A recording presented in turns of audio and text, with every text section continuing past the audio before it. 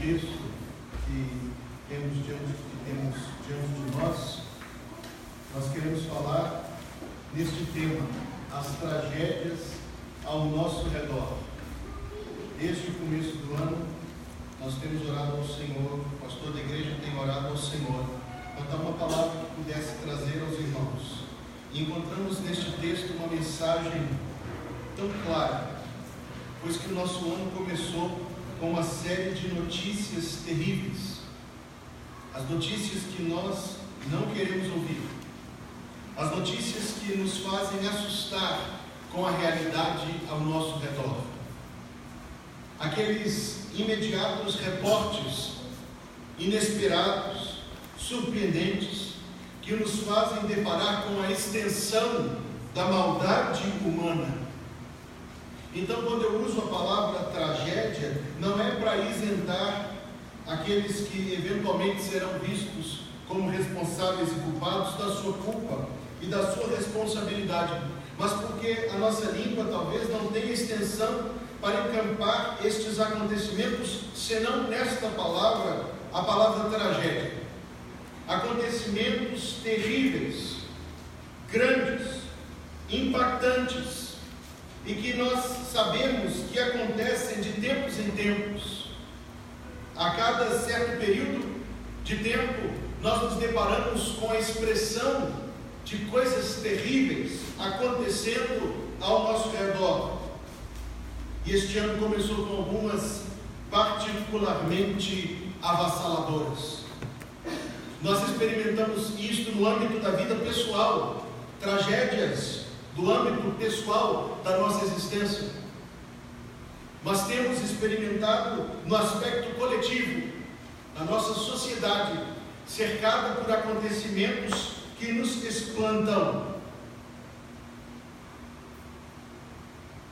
À luz deste texto, eu quisera considerar com os irmãos algumas verdades que estão presentes nestas tragédias, tanto aquelas do âmbito pessoal, quanto aquelas colossais e avassaladoras. E o texto que está diante de nós é oportuno, porque descreve um dia em que um grupo de pessoas procurou o nosso Salvador, desejando ouvir de Jesus Cristo uma palavra com relação àquelas tragédias. E ele falou, e aquilo que ele falou coloca diante de nós imensas verdades que nós não podemos deixar de considerar. Por isso, tenha acompanhando esse texto na sua Bíblia, Evangelho de Lucas, capítulo número 13, e nós seguiremos a narrativa, capítulo 13, verso número 1. Naquele mesmo tempo, estavam presentes alguns que lhe falavam dos galileus, cujo sangue Pilatos misturara com os seus sacrifícios. Esse era o assunto da ocasião. Era a notícia que percorria as conversas das pessoas naquele tempo. Assim como hoje, qualquer encontro de pessoas vai discorrer sobre essas tragédias, essas imensas coisas, para usar esta palavra, que tem acontecido. Naquele tempo estavam falando sobre isso, estavam falando sobre os galileus que Pilatos havia matado, e falavam disso com Jesus, e eles queriam ouvir o que Jesus diria, e nós também queremos ouvir o que Jesus disse. Então, a primeira notícia do jornal daquele dia eram os galileus cujo sangue Pilatos misturara com os seus sacrifícios. Nós temos aqui diante de nós a realidade da violência daqueles que estão em posição superior. Este era Pilatos, nomeado pelos romanos para governar aquela terra e as pessoas que ali habitavam. Ele era um homem particularmente violento. Este episódio não está narrado senão na Bíblia, mas nós temos narrativas antigas que descrevem a Pilatos como um problema para os imperadores romanos pela sua truculência, pela sua excessiva violência. Sim, naquele mesmo tempo isso já era um problema, e hoje nós temos um problema nas altas câmaras da nossa sociedade: opressão, violência, descaso e corrupção. Governantes, empresários, pessoas em posição de responsabilidade, de quem esperaríamos uma atitude responsável, comprometida, equilibrada, séria, pessoas de quem nós esperaríamos que zelassem pela paz e pelo bem daqueles que lhes foram confiados. Queridos, o que pesava sobre o coração daqueles que falavam com Cristo é que eles não esperavam de Pilatos senão justiça, senão comportamento adequado, mas eles não obtinham o comportamento adequado de Pilatos. Eles não estavam esperando que Pilatos fosse beneficente ou caridoso, somente que ele fosse justo, somente que fizesse aquilo que tinha de fazer com justiça. Mas a corrupção se manifesta nas altas câmaras, a opressão, o descaso e a violência. Se hoje nós ficamos chocados de ver a atitude daqueles que deveriam zelar por nós, naquele tempo, isto já também acontecia.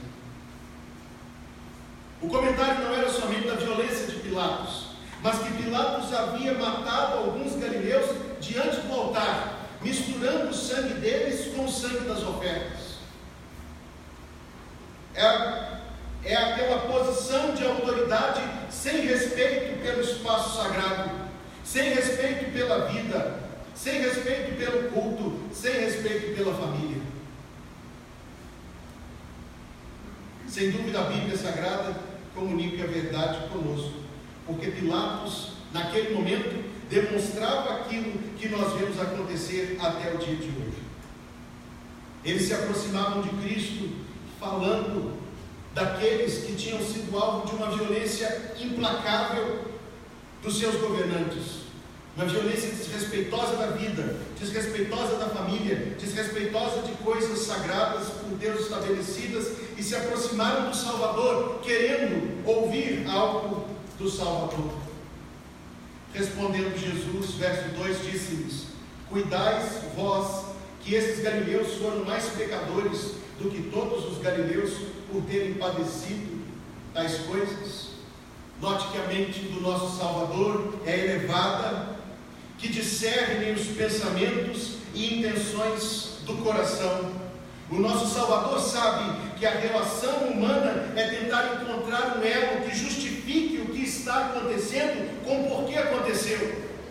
No tempo de Cristo, por alguma razão estranha, era o costume culpar as vítimas e dizer que se tinham sido vítimas de uma tragédia é porque eram mais pecadores do que os outros. Hoje, sem dúvida, talvez em parte pela influência do Evangelho na nossa sociedade, nós olhamos para outra ponta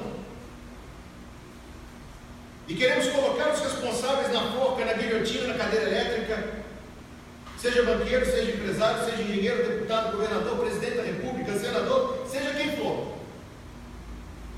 A mente do Salvador discerne aquilo que se passa no coração dos circunstantes. A mente do Salvador vê o ímpeto, o mesmo ímpeto que agrupa 40, 50 pessoas para fazer justiça com as próprias mãos e praticam violência exacerbada, animalesca, assustadora. O Salvador conhece o ímpeto do coração humano e na sua infinita misericórdia contempla esse ímpeto, mas Jesus responde de forma inesperada, como é costume de Jesus responder, e diz para eles o seguinte: você está pronto para ouvir? Você não é melhor do que eles. Por isso a resposta do Salvador é espantosa. Nenhum de nós aqui esta noite aceitaria ser acusado de não ser melhor do que Pilatos, do que a Vale do Rio Doce, do que a diretoria do Flamengo, do que quem for. Mas o Salvador, o Deus encarnado, o Verbo da vida, o Príncipe da eternidade, o Deus forte, o maravilhoso conselheiro, diz o seguinte: vocês pensam que estes sejam mais pecadores? Irmãos queridos, a imensa sabedoria do Salvador, a comoção humana, ele diz que a sociedade deve julgar e retribuir, e isso está muito bem estabelecido em Romanos capítulo 13, segundo a verdadeira justiça, sem dúvida, mas lembre-se disto: você não é melhor. Então o Salvador despeja uma torrente de verdade imensa sobre o coração daqueles que haviam buscado, e talvez a intenção deles fosse provocar que Cristo provocasse ali uma imensa revolução, um motim, aquilo de que ele sempre fugiu, o governo do mundo. Quando lhe foi oferecido pelos seus conterrâneos o trono, ele saiu pelo meio deles. Quando Satanás disse ao Senhor, mostrando todos os reinos do mundo e sua glória, ele disse: tudo isso te darei se prostrado me adorares. Ele resistiu à tentação. A mente do Salvador é muito mais elevada do que isto. Verso número 3, ele diz: não, eu vos digo, antes, se não vos arrependerdes, todos de igual modo perecereis. O perigo, meus queridos, nas reações humanas em tais tragédias, é que queremos agir e devemos agir, a sociedade deve agir. Não pense que eu não estou dizendo isso essa noite, eu digo isso, mas eu digo que o risco que corremos é o de nos sentirmos justos, e justos nós não somos.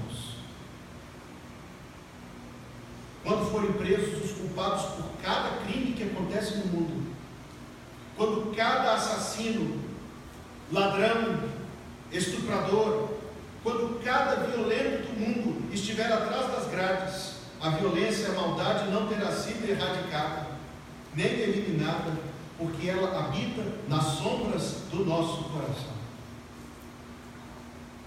O perigo de qual Cristo nos adverte é de nos sentirmos melhores, e o perigo do qual Cristo nos adverte é o de nos sentirmos justos por termos feito alguma coisa. Sabe o que aconteceu com Pilatos? Deus deu conta de Pilatos.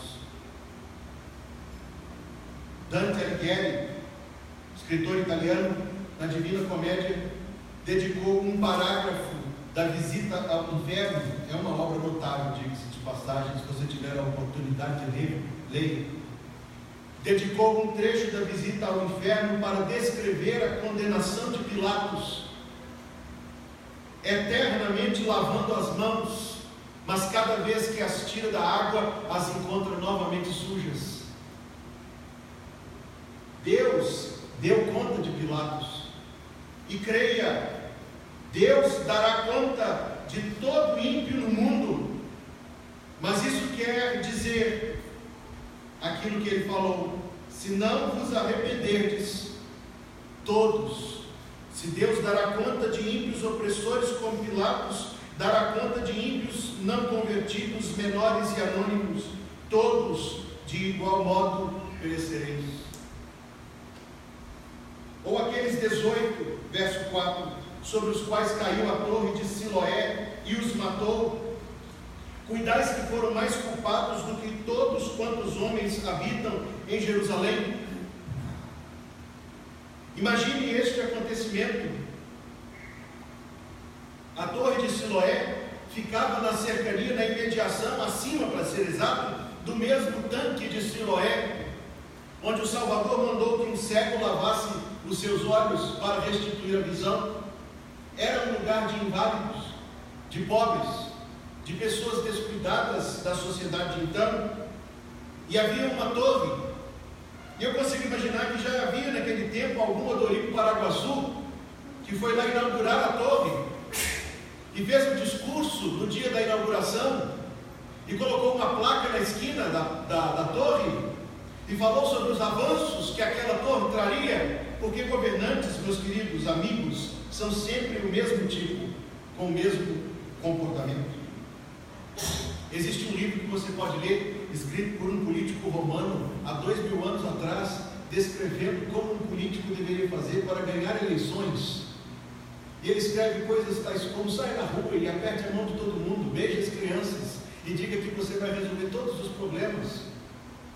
E eu não sei se todos os políticos leram esse livro, mas sei que a maioria age na mesma toada. Mas há acontecimentos, meus queridos, para os quais não existem palavras adequadas. Uma família a nós muito próxima sofreu, alguns anos atrás, um acontecimento muito trágico, a morte de uma criança de apenas 9 anos. E aquilo foi reportado no jornal Diário da Tarde, na época. Alguns se lembram desse jornal aqui de Belo Horizonte.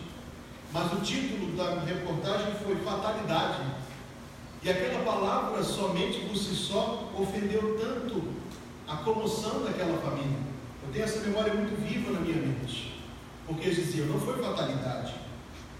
Mas que palavra usar? Não há palavra no nosso verbete, no nosso vocábulo, que consiga encampar estes acontecimentos, como uma torre que caiu e matou 18 pessoas, e outras construções que já caíram depois desta. Eu não sei se alguém chorou à torre, pode ser que tenha chorado, porque a alma humana é muito egoísta, e passando por lá diz: ó, que falta aquela torre faz. Eu não sei se alguém chorou isso, mas pode ser que tenha chorado.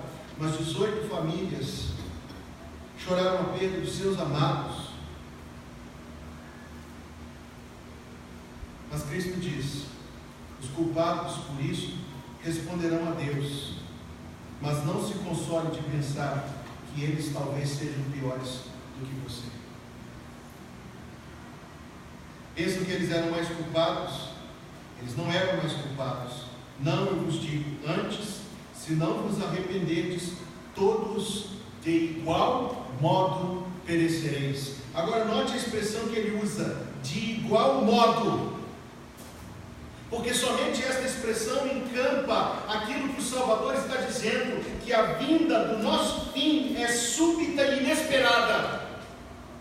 Talvez durante a vida de nós que aqui estamos, o Salvador retornará, e se o fizer, será, diz a Bíblia, num abrir e fechar de olhos, subitamente, inesperadamente, sem anúncio, como o ladrão que vem à noite, ele diz, como o noivo que chega de madrugada. Ele diz: num segundo virá o juízo deste mundo. Num segundo vem o fim da nossa vida e o juízo de cada um de nós. É o fim de todo projeto, de todo sonho, de toda ilusão e de toda fantasia. Alguém cultiva em seu coração a ideia de que a morte é a morte e o fim e acabou. Mas é uma aposta muito alta. É uma aposta muito alta apostar o futuro da alma numa ideia que a nossa mente consegue produzir. Outro aposta a sua alma de que depois da morte será possível encontrar algo, uma saída, um meio termo, uma negociata, uma reencarnação, um purgatório. É uma aposta muito alta. A forma como você vive, desinteressado das coisas de Deus, é uma aposta muito alta. Todos de igual modo perecereis. Havia 18 sentados ali no tanque de Siloé. Certamente muito mais que 18, mas quero pensar nesses 18. Que ouviram um ruído estranho, mas do que ouviram a se levantar e sair correndo, não ouviram. Será súbito, será fatal. A vinda do Senhor será fatal. Para aqueles que já se abrigaram na salvação, será de imensa alegria. Mas para aqueles que ainda não o fizeram, será como a queda de uma torre, súbita e fatal. No Evangelho de Lucas, capítulo 12, apenas virando uma página, verso 4 e verso 5, o Salvador se expressa da seguinte maneira: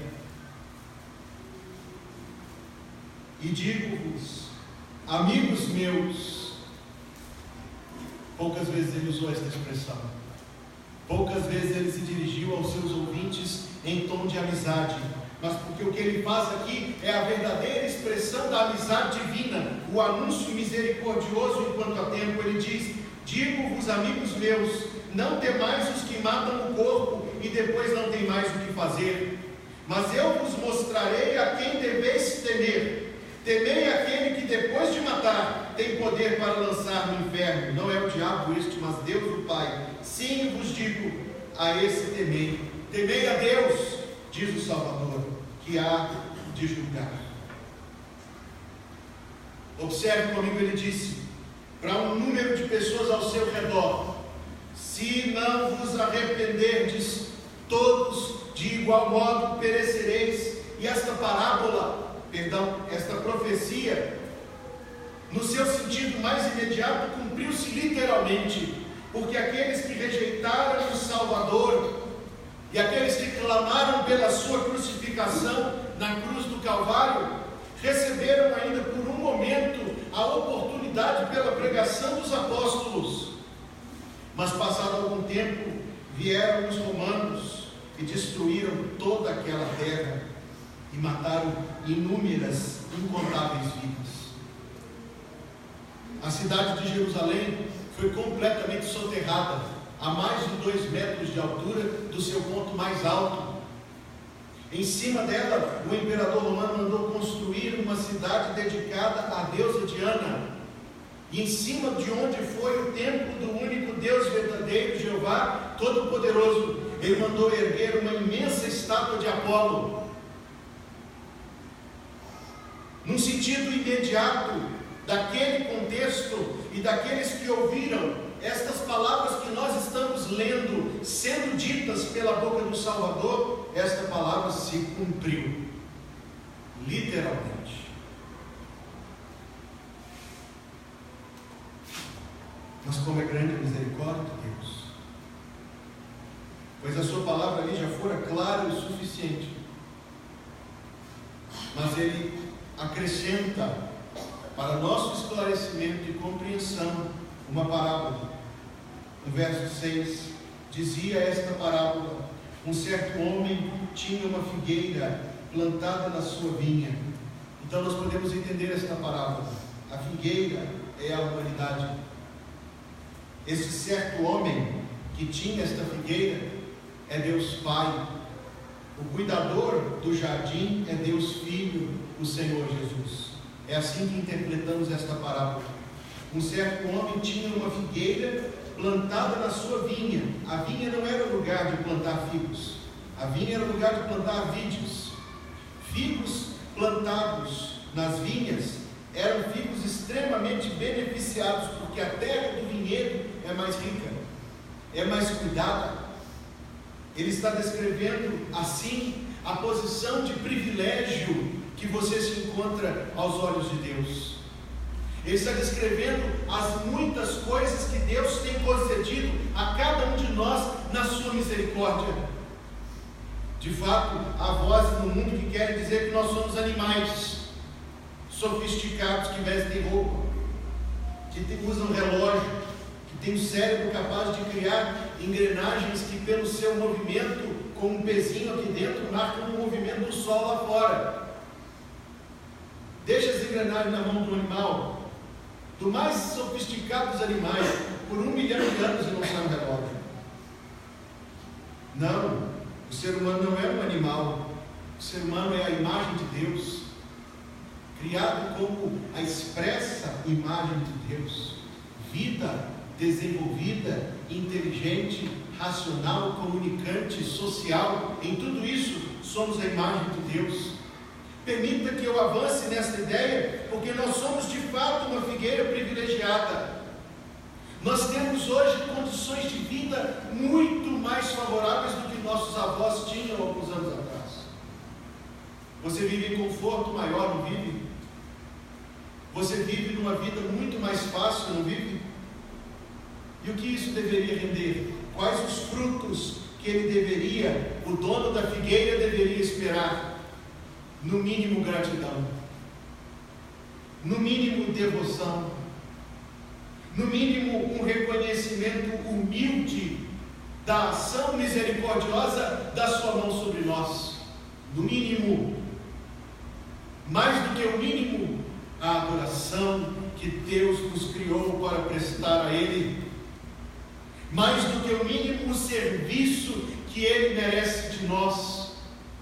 Mais do que isso, o amor que Deus requer de nós. E não pense ser errado que Deus requeira amor, porque Deus é amável, infinitamente amável. Este homem que aqui representa Deus Pai tinha uma figueira plantada na sua vinha, cheia de benefícios e cercada de bênçãos. Você percebe isso na sua vida, não percebe? Como Deus te cercou de bênçãos e de favor. Você nasceu num país tão bom de se viver, com tantas liberdades e com tanta condição de vida. No mínimo, Deus esperaria encontrar em nós um coração grato, mas não encontra. No mínimo, Deus esperaria encontrar em nós um coração devoto, mas não encontra. Ele tinha uma figueira plantada na sua vinha e foi procurar nela fruto, não o achando. Deus não achou em nós amor, nem fé, nem devoção, nem gratidão, nem santidade. Deus não achou em nós nenhuma das coisas que nós teríamos plenas condições de produzir para Deus. Então ele diz ao vinhateiro, que aqui figura o Salvador, o Senhor Jesus, ele diz: eis que há 3 anos são 6 ciclos da vida de uma figueira. Era para ela ter produzido não somente algum fruto, mas muito. E isto nos ilustra a paciência com que Deus trata as pessoas que vivem neste mundo. Sem dúvida, Deus é um Deus paciente, que dá tempo de vida, e a Bíblia bem diz que é tempo de vida para que o fruto do arrependimento venha a ser produzido. Mas ele disse ao vinhateiro: há 3 anos venho procurar fruto nesta figueira e não o acho. O que ele diz? Verso número 7: corta, porque ainda ocupa a terra inutilmente. Minha imaginação concebe que havia algumas formigas, e lesmas, e marimbondos, e caramujos, que viviam nos galhos daquela figueira sem frutos, que se beneficiavam dela, que bebiam a sua seiva, que se enroscavam nas suas folhas, e que ao ouvirem a palavra daquele que havia julgado e condenado a figueira, você pode caminhar comigo nessa imaginação? Disseram assim: nunca houve uma voz tão injusta no mundo, nunca houve alguém que fosse tão cruel quanto o dono desta figueira. A lesma se enroscou todinha e disse: esta é a melhor figueira que eu já vi, de sombra tão doce e de seiva tão agradável. E as formigas que cortavam a folha diziam: lá vem esses opressores do alto, desfazendo de nós. E se você caminhou comigo até aqui, nesta imaginação infantil, é apenas para que eu ilustre a forma como a nossa mente humana é comparada com a justiça de Deus. Ah, pastor, sempre ouvimos isso, tal pessoa é tão boa, tão simpática, tão risonha. Mas para com Deus, como ela é? Talvez seja risonha para conosco, simpática para com seus amigos, mas para com Deus, o que ela é? É uma alma que se arrependeu, é um coração que se voltou para o Criador Todo-Poderoso dos céus e da terra, dono de toda vida e de toda bênção. Ninguém pode julgar melhor do que Deus. Ninguém é mais sábio que Deus. Ninguém é mais amoroso que Deus. Há pessoas muito agradáveis e amigas dos seus próximos, mas que vivem em descaso, rebeldia, indiferença e antipatia para com o Deus eterno e todo-poderoso, Criador dos céus e da terra. As lesmas protestam, e as formigas ficam zangadas. Mas Deus, é o que eu quero pensar aqui. Deus, quando inspeciona a sua vida, Deus encontra fruto de arrependimento, meu amigo, fruto de adoração, fruto de obediência, fruto de gratidão, fruto de louvor, fruto de compromisso, fruto de amor. Deus encontra isso ao inspecionar a sua vida. A voz de Deus Pai diz: corta! Mas então a parábola nos apresenta a mediação de Deus Filho, o nosso Salvador. Ele disse ao vinhateiro, mas o vinhateiro respondendo disse: Senhor, deixa este ano, tem mais um pouco de paciência, Senhor. É Deus Filho quem diz isto: suporta mais um pouco, meu Senhor, até que eu,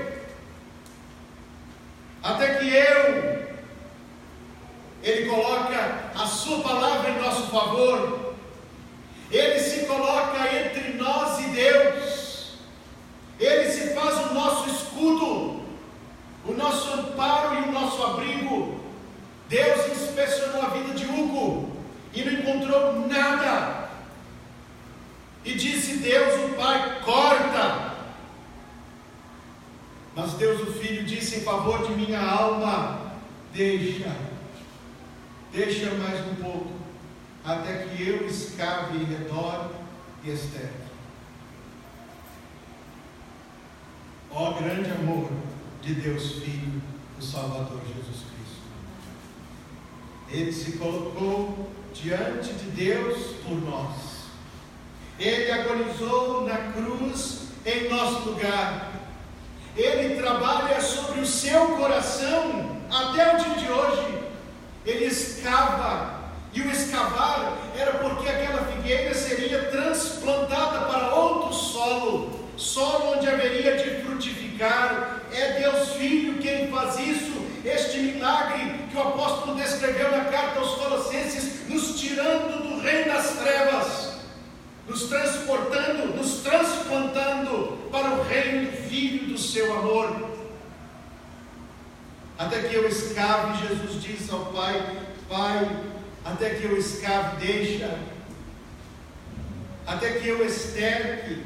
E ainda que o esterco seja uma figura tão pequena de algo tão grande, mas ele está descrevendo a influência do seu amor sobre a nossa vida, a mudança de coração que o Espírito de Deus pode fazer em nosso favor, o novo nascimento.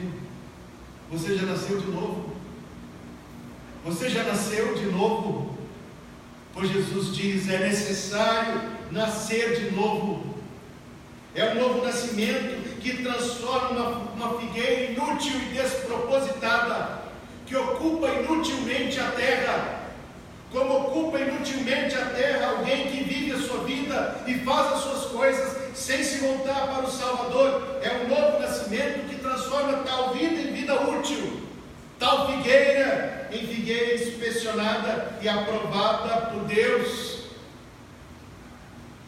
A vida humana pode obter um renovo inigualável, meus amigos, mas somente pela obra do Salvador, somente por aquilo que Ele pode fazer em nossa vida, somente pela salvação que muda o nosso coração, que nos dá um coração capaz de amar a Deus, capaz de crer, capaz de se arrepender, capaz de viver uma nova vida. Você já nasceu de novo. O apóstolo Pedro, na sua infinita sabedoria, escreveu isso, que eu sei que você conhece, mas ele escreveu: sabendo primeiramente isto, que nos últimos dias, e sem dúvida são os dias que nós vivemos, nos últimos dias virão zombadores, andando segundo os seus próprios pecados, dizendo: onde está a promessa da sua vinda? Pois desde que os pais dormiram, tudo permanece como desde o princípio da criação. Eles voluntariamente ignoram isto, que pela palavra de Deus já desde a antiguidade existiram os céus e a terra, que foi tirada das águas e pelo meio da água subsiste. Voluntariamente ignoram isto, pelas quais coisas pereceu o mundo de então, coberto pelo dilúvio.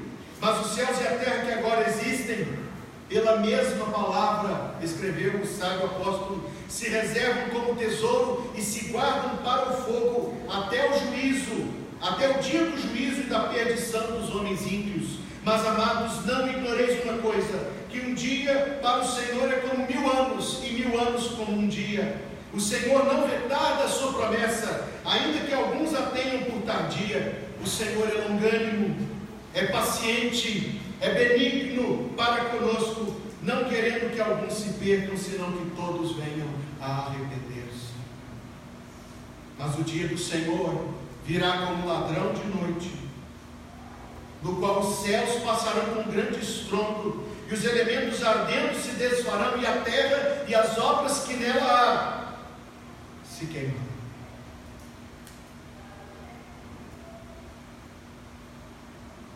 Verso 9: Deus Filho, o seu infinito amor em nosso favor, diz: deixa este ano, até que eu a escave em redor e esterque, e se der fruto ficará, e se não, depois a mandarás cortar. O mesmo Salvador que intercede em seu favor hoje, o mesmo Salvador que hoje te chama, é aquele que há de trazer o juízo sobre todos, e então será o fim do tempo da misericórdia, terá chegado o dia do juízo.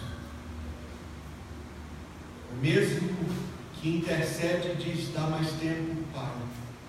O mesmo que diz: tem paciência, pode ser que pela minha obra nesta vida haja mudança. Se o fruto não vier, ele dirá ao Pai: Pai, me manda cortar. Eu concluo. O ano começou com notícias trágicas, muito perto de nós. E todas elas devem nos levar a reflexões mais amplas do que somente apontar o dedo para os culpados. Não será possível que isto seja a única coisa que a sua alma obterá de tragédias tão grandes e tão próximas assim. Não é possível que de tudo isto somente saiamos com os dedos erguidos apontando para aqueles que acreditamos ser os culpados, para que nos sintamos mais justos e melhores do que eles. Que a sociedade exige a punição dos culpados, sem dúvida, mas lembre-se que você é culpado aos olhos de Deus. Se você não está abrigado em Cristo, você é culpado aos olhos de Deus. Se você não buscou o refúgio da salvação, você é culpado aos olhos de Deus. E se nossa sociedade talvez falhe em julgar, Deus não falhará. Eu faria ainda 4 rápidas afirmações finais. A primeira delas, eu li esta semana, do pastor americano Erwin Lutzer: tragédias clarificam valores. De um desastre, de uma violência, de um incêndio, de uma barragem que se rompe, ninguém chora o carro que perdeu.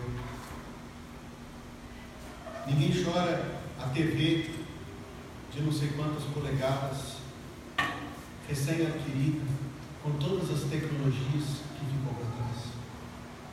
Ninguém lamenta ter perdido um celular ou um anel. As tragédias nos ajudam a perceber o que é que realmente tem valor. As tragédias mostram para nós a incerteza da vida, porque num dia cheio de planos e com a agenda cheia, não estava na agenda que o helicóptero caísse. Culpe-se a quem deve ser culpado. Julgue-se a quem deve ser julgado. A vida não vai deixar de ser incerta depois que forem presos todos os irresponsáveis. A ponte de Siloé caiu. A fúria de Pilatos explodiu. A nossa vida é incerta, meus amigos. Número 3. As tragédias sinalizam o juízo que virá. Ouça isso. As tragédias sinalizam o juízo que virá. Se por um lado elas nos fazem perceber que é a vida que vale, elas nos devem fazer perceber que nós prestaremos conta da vida a Deus. Deus santo e infalível há de nos julgar. Estamos prontos para isto? Estamos prontos para isto? Porque o Evangelho diz: quem crê em Jesus Cristo não será julgado. E quem não crê em Jesus Cristo já está julgado, porquanto não crê no nome do unigênito Filho de Deus. Número 4. Enquanto há tempo, abriguemos-nos. Se vocês tivessem macacos e ouvisse a sirene, o que você faria? Você fugiria. Você ia deixar para trás o seu celular, seus cartões de banco, o seu tablet, a sua TV. Você ia fugir. O Evangelho nos manda fugir antes que soe a trombeta do anjo anunciando o retorno do Senhor. O Evangelho nos manda fugir porque Deus há de nos acolher no seu abrigo santo. O Evangelho nos manda fugir para os braços benditos do Salvador, que nos acolherá em amor. Meu amigo, minha amiga, você que nos acompanha pela internet, é muito grave aquilo de que eu estou falando neste momento. Você já nasceu de novo. Você já se abrigou em Cristo para a sua salvação. Se sim, Ele há de escavar em redor, transplantar-te para o reino da luz. Ele há de nutrir-te dos bens mais preciosos de Deus, para que sua vida seja vida frutífera. Sua obra e sua vida será vida transformadora, e quando o Pai inspecionar a você, você será aprovado. Mas eu indago novamente: você já se abrigou no Salvador? Neste tempo, você já se abrigou no Salvador pela internet? Você já se abrigou no Salvador? Ó, vem, nós vamos cantar. Vem já, descansa.